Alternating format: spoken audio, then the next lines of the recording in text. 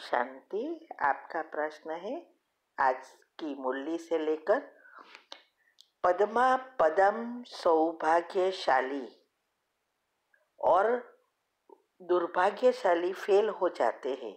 कोई कोई महान दुर्भाग्यशाली बन जाते हैं। वह सबको दुख देते हैं, सुख देना जानते ही नहीं। बाबा कहते हैं, माना परमात्मा कहते हैं, बच्चे सबको सुख दो, लायक बनो और अपनी अच्छी रीति संभाल करो। ये बात समझनी है कि कौन पद्मास्पदम सौभाग्यशाली, कौन दुर्भाग्यशाली, महान दुर्भाग्यशाली, ये समझना है। उत्तर है, देखो दुनिया में भी अनेक प्रकार के भाग्य है। एक है भाग्यशाली, दूसरा सौभाग्यशाली, तीसरा दुर्भाग्यशाली और चौथा महान दुर्भाग्यशाली। ऐसे ही जब हम परमात्मा के बच्चे बनते हैं तो ये सब कैटेगरीज होती है और वो सब डिपेंड करती है हमारे पुरुषार्थ पर।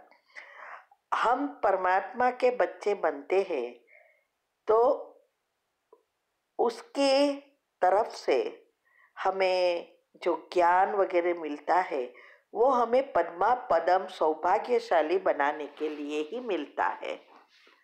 फिर भी कभी कभी हम बन सकते हैं तो भी नहीं बनते, क्योंकि हमारे जो विकार है या हमारे अवगुण है नहीं जाते हैं। इसीलिए सौभाग्यशाली पद्मा पदम बनना अर्थात श्री कृष्ण के घराने में राजाई पद में आना, माना राजाई पद प्राप्त करना, इसको कहते हैं पद्मा पदम सौभाग्यशाली। सौभाग्यशाली माना परमात्मा के बच्चे बनना, यह भी एक सौभाग्य है। दुर्भाग्यशाली अर्थात सब कुछ जानते हुए भी पुरुषार्थ नहीं करना, सब सुविधाएं मिलते हुए भी हम पुरुषार्थ नहीं कर सकते, तो फिर दुर्भाग्यशाली बन जाते हैं और कभी कभी महान दुर्भाग्यशाली बन जाते हैं। महान दुर्भाग्यशाली दो प्रकार से है। एक है हमारे पास सब कुछ है, समय है, पैसा है, सब कुछ है, फिर भी हमारा मन नहीं बैठता पुरुषार्थ में। हमारा लगाव रहता है घर संसार में या चीज़ों में, दुनियावी चीज़ों में, अभी तक विकारों नहीं चाहते। और दूसरा यह है कि परमात्मा के बच्चे बनकर छोड़ देना और छोड़कर फिर उल्टी सुलटी बातें करके विघ्न रूप बनना, उसकी संस्था के बारे में बुरा बुरा बोलकर और ही औरों को वर्षे से वंचित कर देना, वो है महान दुर्भाग्यशाली। इसको बाबा ट्रेटर कहते हैं। तो ये अनेक प्रकार के भाग्य होता है और ये बनाने वाले भी हम ही हैं, चाहे अवलौकिक रीति से चाहे दुनिया में लौकिक रीति से। भाग्य डिपेंड करता है हमारे संकल्पों पर और हमारा पुरुषार्थ पर। इसीलिए हम पद्मा पदम भाग्यशाली तो बनते ही है, हम पात्र बन सकते हैं फिर भी नहीं बनते। तो इसका कारण क्या है? तो पहले तो ये समझना है कैसे ये होता है। तो देखो, हमारे पास सब कुछ होते हुए भी पुरुषार्थ नहीं करना,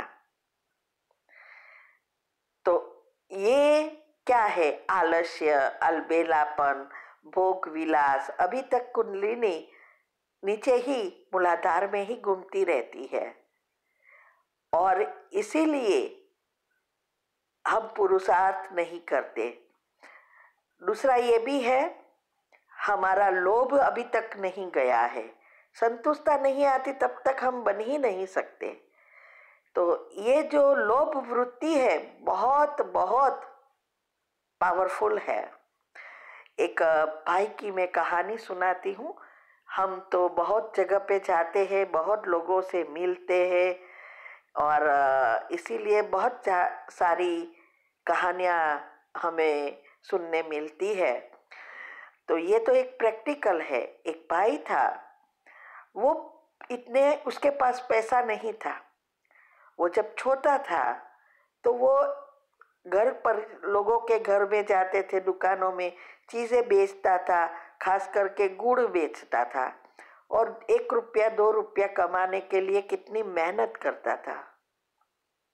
फिर उसको बाबा का ज्ञान मिला। ज्ञान मिलने के बाद उसको इतनी अच्छी लगन लगी कि वो पुरुषार्थ करने लगा दिल से और अच्छे विचारों में परिवर्तन करने लगा। फिर धीरे धीरे धीरे ऐसा उसका भाग्य बाहर आया।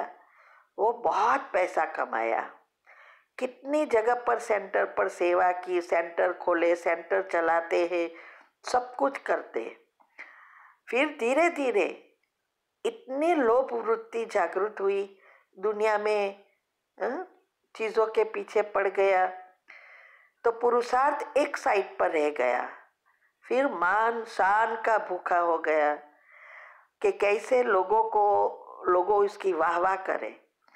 17 कंपनी खोली, फिर भी माना 17 कंपनी खोली, फिर भी अभी तक वो पुरुषार्थ नहीं करता। अभी ही उसको इतनी उम्र हो गई, फिर भी वो ना तो धंधा छोड़ता है ना मान शान छोड़ता है। हाँ, सेंटरों पे भी सेवा करता है, पैसा देता है, लेकिन वो भी मान शान के खातिर, ऐसे नहीं दिल से करता है। तो ये क्या कहेंगे? ये है महान ते महान दुर्भाग्यशाली। कभी कभी ऐसा होता है कि घर में सासू बहू है या पति पत्नी है, दोनों ज्ञान लिया है और सब ज्ञान में होते हुए भी ज्ञान को प्रैक्टिकल नहीं किया होता। कभी कभी पत्नी भी ऐसी होती है या पति भी ऐसे होते हैं, ना तो कोई धारणा करते और ना कोई एक दूसरे को रिस्पेक्ट करते, वैसे की वैसे ही रहते हैं, सब सिर्फ नाम के बिके रहते हैं। और ऐसे ही सासू बहू में होता है, रोज मुरली भी सुनते हैं लेकिन अंदर कुछ नहीं जाता। और कभी कभी ऐसा भी होता है, सब कुछ है फिर भी आलस्य, जल्दी ना उठना, अभी उठ के क्या करेंगे, 10-12 बजे उठते हैं, अभी तो रिटायर्ड हो गए, अभी तो अब सब कुछ है, क्या करना है, जितना हो जाए इतना तो करेंगे। घर में बहू है, बच्चे हैं, बच्चे के बच्चे हैं, तो वो भी तो देखना पड़ता है। बाकी तो ये सब क्या है? ये सब हमें दुर्भाग्यशाली बनाता है। समय पर हम हमारे समय और संकल्प को यूज नहीं करते और पुरुषार्थ में आगे नहीं बढ़ेंगे तो दुर्भाग्यशाली बन देते हैं। तो ये सब बातें बहुत गुह्य है। कैसे एक एक सेकंड का उपयोग करें, ये बहुत महत्व का है। जो आत्मा तीव्र पुरुषार्थ करेगी, एक एक सेकंड का ध्यान रखेगी, क्योंकि पता है 1 सेकंड कई सालों का भाग्य बना रहा है। साथ साथ एक भी ऐसा संकल्प नहीं चलाएगी या ऐसा कर्म नहीं करेगी जिससे सबको दुख होगा। और ध्यान रखेंगे कि कोई भी सूक्ष्म से सूक्ष्म पाप ना हो, बोझ ना हो, क्योंकि कर्म की गति बहुत सूक्ष्म है, उसको अच्छी रीति समझेंगे। साथ साथ दुनियावी चीजों से कंप्लीटली डिटैच और जीवन में संपूर्ण संतुष्टता आएगी। जो परमात्मा के बच्चे बनकर उसको ज्ञान को अच्छी रीति समझकर पुरुषार्थ करते हैं, वो परमात्मा के लाडले बच्चे बन जाते हैं, दिल पर चढ़ जाते हैं और वही राजाई घराने में या पहले जन्म में आने के लायक बनती है। तो ये सब बातों को अगर हम ध्यान रखें तो हम घर में रहते भी सब कुछ कर सकते हैं। इसीलिए बाबा यही समझाना चाहते हैं कि बाबा के बच्चे बनकर हमें न किसी को दुख देना है, न किसी से दुख लेना है। बहुत ध्यान देना है। कई बार हम सभी बड़ी बड़ी धारणाएं कर लेते हैं और सूक्ष्म सोने की जंजीर नहीं छूटती। इसीलिए ये ज्ञान मार्ग बहुत रमणीय भी है तो गुह्य भी है, बहुत गुह्य राज है। और इसके लिए ही बुद्धि का ताला खोलना बहुत जरूरी है, क्योंकि जब तक बुद्धि स्थूल में ही रहती है तब तक हमें ये बातों समझ में नहीं आएगी। सूक्ष्म और शुद्ध बनती है तब ये बातें बाहर आना शुरू होती है। अंदर है सब कुछ, लेकिन कौन कितना बाहर लाते हैं वो उन पर है। तो इसीलिए चारों सब्जेक्ट पर ध्यान देकर आगे बढ़ना है। भले फिर हमारा पद जाने अनजाने नीचे चले जाए, लेकिन हमारा ध्येय गोल यही होना चाहिए कि पहले जन्म में श्री कृष्ण के घराने में आए। ऐसा लक्ष्य रखेंगे तो पहले जन्म में तो शायद आ जाएंगे, नहीं तो सतयुग में कोई भी जन्म में तो आएंगे, नहीं तो फिर त्रेता में चले जाएंगे। लेकिन कंप्लीटली छोड़ देना और ट्रेटर बनना, ये तो त्रेता के अंत का पद मिल जाएगा। इसीलिए ये बात आज बाबा ने बहुत अच्छी रीति समझाई है। और संपूर्ण पवित्रता ये नहीं है सिर्फ ब्रह्मचर्य, 7 पत्ते का बिल्ली पत्र, ये शास्त्रों में भी कहते हैं। जो 3 पत्ते का बिल्ली पत्र चढ़ाते हैं, माना तन मन धन से परमात्मा की भगवान की सेवा करते हैं, वो भाग्यशाली बनते हैं। फिर सौभाग्यशाली जो संबंध सब में ध्यान रखते हैं और पद्मा पदम भाग्यशाली वो है 7 पत्ते का बिल्ली पत्र। तो हमें रोज 7 पत्ते का बिल्ली पत्र चढ़ाना है, माना परमात्मा के कार्य में बलि चढ़ना है, प्रैक्टिकल करना है, वो मंदिर वाला नहीं। ये बिल्ली पत्र चढ़ाने की बात नहीं है। और 11 रोज करनी है, तो वो भूखे रहकर नहीं, खाना है पीना है सब कुछ करना है, लेकिन प्रैक्टिकल 11 करनी है।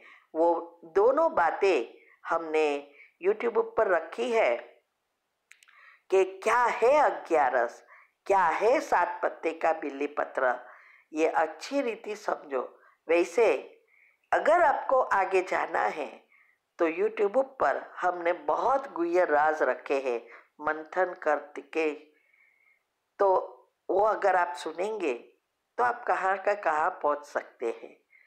तो चैनल का नाम है शिव शक्ति मेडिटेशन बीके कुसुम, और उसमें सब्सक्राइब करेंगे तो प्लेलिस्ट में जा सकेंगे, तो ग्रुप वाइज सब मिलेगा।